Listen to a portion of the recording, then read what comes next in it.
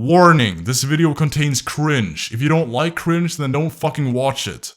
Alright, first, just kick off this video. I don't know why I do this. I really don't. I guess it's something that people want me to do, so I'll just give the people what they want and make this video. So this is a fanfic of Bully called Sex with Burton. Already, the title has just made me very fucking reluctant to even continue, but let's proceed. Sex Ed. It's a class that enlightens young minds on how it works, how to be careful while doing it, and what happens whenever you don't use protection. The teachers divide the boys and the girls in separate classrooms so they can be taught from different perspectives on how it's done. I don't really see how that would matter. I mean, you're just teaching people what fucking is. Do you really need to separate people based on their gender? I mean, it's not even an SJW comment. It's more what is the purpose of doing this? What difference does it make? I don't know, let's fucking move on, I guess. Even though everybody in Bullworth knew how sex was done, well, we do have natural instincts, don't we? Since the majority of the students weren't virgins, except for the nerds, because they're fucking lame.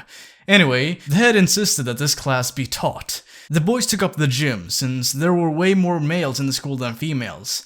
And the girls took Mr. Galloway's classroom. Ernest and the nerds sat in the front row. The loser non-clique students sat behind them. I like that, the people who just don't participate in cliquish behavior are just automatically fucking losers. Although, to be fair, the writer could have gotten that impression because, non-clique students tend to be the most picked on. Harrington and his trust fund baby sat behind the non-clique students. Well, this is a very unbiased writing. Johnny Vincent and his gang of greasers sat away from everybody, and I guess everybody is 2 words now, in the top left corner of the bleachers. Ted and his roid monkeys, jocks, sat a row or 2 in front of the greasers. Well, which is it? I mean, you're writing this story. Why? You should know this. You're writing the scene. I guess it's up to interpretation then. They're 1 row in front, I guess. Russell and the rest of the bullies sat a row below the top right corner, and Jimmy, Petey, and Gary sat in the top right corner of the bleachers.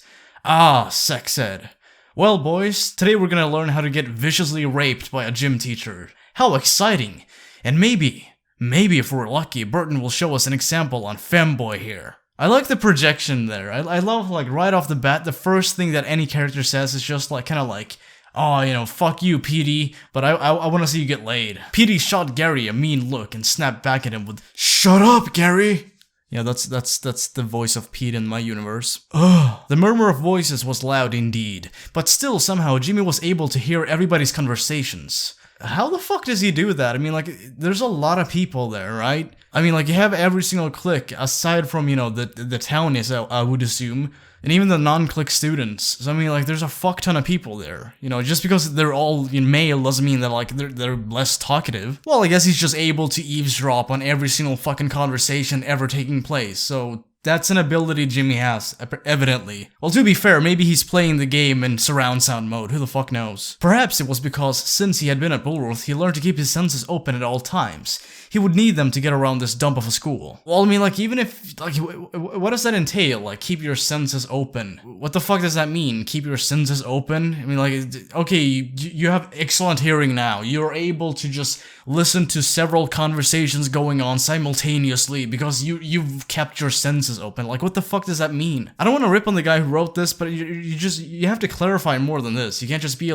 senses. What the fuck does that mean? Wow, Burton's gonna show us breasts. I don't know who said that, but I guess somebody did. I can't wait to write my mommy and tell her about this. I would assume that's Algie from, the mommy. Russell! That's Russell. Maybe he'll get Edna to strip for us. I don't know, who the fuck said this? I cannot imagine one student who would be yeah, Edna. Alright, I guess some person. That's Konstantinos. Konstantinos has an Edna fetish now. I'll just apply that character trait to Konstantinos, I guess. I'm glad Mandy's in here to scold me for looking at tits. Oh. Well, I guess that's Ted. Or, Beavis or Butthead. Aren't you glad that my daddy paid for this program to come here? I would assume that's one of the preps. Maybe Gord, who knows?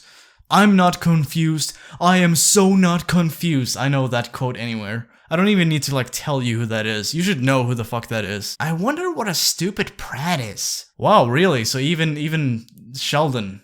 Neat. Before Jimmy could continue to listen, the chatter was silenced by a door slamming. That's how doors sound in this universe. Mr. Burton was clutching large maps and other items tightly in his arms. The smile on his face was impossibly giddy and joyful.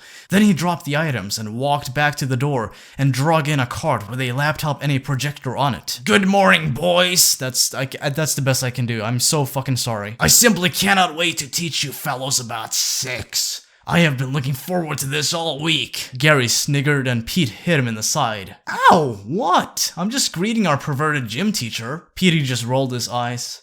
Oh, Gary, when will you learn? Okay, boys, let's get started. By the way, he's Jewish now. First off, who here knows what sex is? I mean, do you know what food is? Do you know what oxygen is? I mean, like any basic fucking necessity for our continued existence. Do you know what this is? I think people have established that. I don't think you need to ask them that, but I guess every single person in the school is just like a mental invalid or just completely unaware of what the fuck sex is. So maybe somebody doesn't know. Other than Sheldon and Pedro, every single boy in the gym raised their hands. Excellent! Now, who wants to explain what sex is? The ridiculous answer swarmed in like an angry mob. It's when you put your dick in her pussy. You beat your meat in her.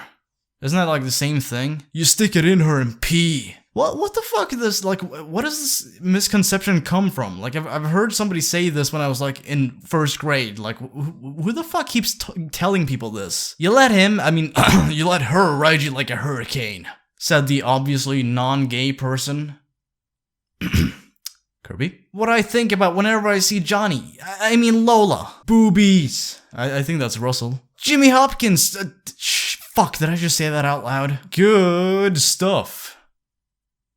I don't know who the fuck said that. Burton's grin widened. All excellent answers, boys. Now allow me to show you something very nice. Burton walked over to the projector, got everything set up, and turned it on for the whole gym to see. It was a picture of a naked woman. Gasp. God forbid they have the fucking internet. The whole gym went silent. Burton studied the expressions of all the boys. Hopkins was in total awe. Smith was scowling heavily. Kowalski was shaking his head in disapproval. What the fuck? What is this disapproval shit? Is he an SJW now? Is that why he's taking an issue with this? It's like, yeah, naked people exist. I disapprove. I feel indignant about this. Like, what is the reasoning for this disapproval? The jocks were all in states of The nerds looked as if they were about to pass out. All but two greasers were wolf whistling. Well, that's actually kind of fitting. The two turned out to be the short one named Peanut, and that Vincent boy who is constantly angry because he's a cuck. These two looked as if they were about to barf their guts out. The non-clique were speechless, except Sheldon and Pedro, who were asking frantically why the lady had two large bumps on her chest. Oh my god, come on, really? And the preps were smiling greatly. This gave Burton a brilliant idea. Alright. God, this is painful. Alright, that's what a naked woman looks like, fellas. Now, you already know what a naked man looks like since you see it in the mirror every day when you get dressed. How do you know this? But it is still mandatory that you see what one looks like. And I, unfortunately, don't have any pictures. Yeah, sure you don't. Now, I'm not going to strip for you, because that would be weird. And also probably fucking illegal. So I'm gonna call a few of you down. Hopkins, oh my god, no, you just avoided like a huge bullet. Don't do this. Hopkins, Johnny Vincent, Larry Romano. Who the fuck's Larry Romano? And Algernon. I can't pronounce your last name, Algie. All wondering what was in store for them, the listed boys made their way down to the floor. Jimmy was first in the lineup, next to Gary, who was next to Algie, and then Johnny and Peanut. Burton happily marched in front of Algie. Since you're the most out of shape of the bunch, I want you to just take off your shirt, then I want you to take a seat back with your friends. Algie sweated like a madman. XFAR. We wasn't exactly proud of his, I think he means he. He wasn't exactly proud of his body, and now that he had to show all of the guys, well, he was horrified. But knowing that he had to comply, well, according to what fucking school policy? Dude, fight this. I know this is like an erotic novel, but I mean, like, if you're uncomfortable, then like tell a counselor or some shit. He just got it over with and took off his shirt and ran back to the bleachers without even bothering to get his shirt back. Algie, take a bath. You reek. You need a tan, Popper. Did you ever notice your fat jiggles, Algie? My eyes. Burton, completely ignoring the fact that the nerd's shirt was still lying on the ground, turned his attention to Gary. Smith, take off everything but your boxes and take a seat. At first, Gary was very uncomfortable with the thought of being nearly nude in the school gym, but he took this as the perfect opportunity to show off a little around Petey. Okay, stand back everyone. The genius is about to show why everybody swoons over this sexy boy. Gary jerked his shirt off and dropped it on the floor, revealing a nice pair of abs. Afterwards, he unzipped his pants and dropped them to the floor, leaving them. His boxers were white, with little light bulbs textured on them. What do you think, femboy? I'm pretty fuckable, wouldn't you say? Oh, Jesus Christ. Petey's face burned in reddish pink as he tried to turn away. Yeah, not so full of disapproval now, are you? But the movement seemed to fail him. As Gary made his way back up the bleachers, Jimmy shouted out, "Light bulbs? Damn, Gary, you're more full of yourself than I thought." Gary turned his head and shouted out, "Don't be jealous of pure genius, James." Then he turned back and continued walking up. Burton was slightly blushing at this point as he turned his attention to Johnny Vincent. "Alright, I want you to take off your pants and underwear." Johnny's eyes widened as he shook his head. "Hell no." "Yes, boy, just do it already and get it over with." "There ain't no way you're gonna make me do it, old man." "Vincent, take your goddamn pants off or else." "You just try to make me, Burton." Burton was very frustrated at this point. "Vincent, you piece of fucking wretched shit! If you don't do it now, I'll have you expelled faster than you can ride one of your bikes." Johnny gaped. "Are you fucking serious?" Burton nodded as Johnny silently growled to himself. He reluctantly faced the other student as he slowly began to unzip himself. Some of the students leaned forward to get a good look as Johnny took off his belt and flung it in Burton's face.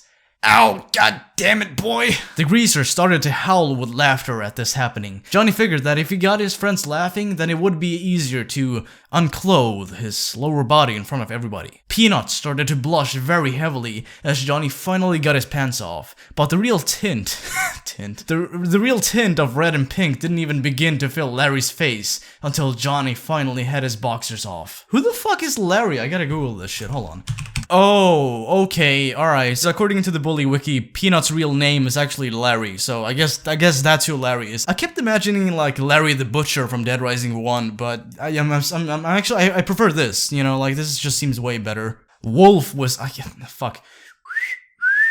That's the best I can do. "Hey baby, you wanna have some fun later?" That's why he's the king around here. What the fuck? No wonder Lola keeps going back to him. Holy sh... Well, Vincent, I had to hand it to you. You may have a large Johnson, but that doesn't change the fact that you're still a loser underneath it all. After Derby's comment, Johnny flipped him the bird and shouted out, "Fuck you, Harrington!" That's a nice reputation, isn't it? Just like, fuck you. And with that, he sprinted all the way back to his seat, feeling utterly exposed thanks to the fact that Burton didn't let him get his pants back. Burton walked over to Peanut now, which, you know, like I said, it's Larry. Larry! But before he could say anything, Peanut frantically whispered in Burton's ear something of great importance. Burton nodded and announced, "Romano isn't gonna strip for us today, because he has a terrible case of I wanna fuck Vincent boner alert. So we'll just skip to Hopkins for now." Peanut's mouth dropped open faster than anything upon hearing those words from Burton. Well, I guess that also happened when he saw Johnny. And what was worse was that Larry's hard-on was so noticeable that all of the students could see it. Fuck you, Burton, were the last screeching words from his throat as he left the gym in complete embarrassment. Aww, Romano wants to get in bed with Vincent. How remarkable. I always knew there was something about that guy. Whoa, really? In that case, who the fuck needs Lola? Larry, get back here. Johnny, who was still half naked, chased after his friend. After this happened, Burton turned to Jimmy right before he could say anything. The bell rang. "Oops. Well, looks like that's the end of class." Gary, absolutely shocked, shouted out, "What? No! Make him strip down!" Jimmy laughed. "Sorry, Gary, no meat for you." Another angry voice could then be heard from the group. "I want to play with some Hopkins balls." The silence ended with the boys leaving the gym. Does it just fucking end like this? What? That's the end. That's it, that's the whole fucking thing. Alright, don't blame me for like putting this out there and just like being mad at me for the shitty ending. I didn't write this. But I mean, like, I must say, at least it's creative to some degree, and I mean, like, he has more knowledge on the clique members than I do, evidently. So hats off to you, Rock Shaka 4223. You have a very interesting imagination, I'll give you that much. So that's the end of this edition of Reading Bully Fanfics. If you guys would like to see me do more, then subscribe, like, and comment. Let me know what you think in the comment section, and I will reflect on that. Other than that, that's it for me. I'll catch you guys in the next video. Peace.